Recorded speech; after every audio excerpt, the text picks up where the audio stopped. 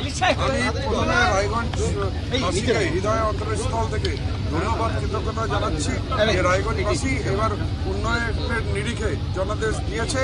এবার আমাদের নৈতিক দায়িত্ব রায়গঞ্জবাসীকে যেটা প্রতিশ্রুতি দিয়েছি সেই ডেভেলপমেন্ট, রায়গঞ্জের যাতে সার্বিক ডেভেলপমেন্ট হোক, এটাই আমার লক্ষ্য।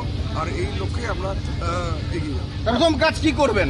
যেমন রায়গঞ্জের মেন প্রাথমিকতা দিয়ে আছে, যেমন রায়গঞ্জ পাশের রোড কানেক্টিভিটি আমি বলেছিলাম 90% কাজ হয়ে গেছে, 10% পেন্ডিং আছে।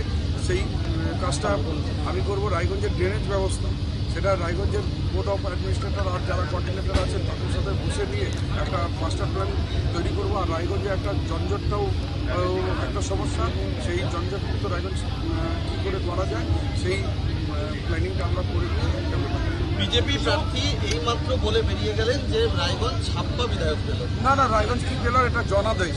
বিজেপি যে হারে সেই ধরনের কুচ্ছা রটাবে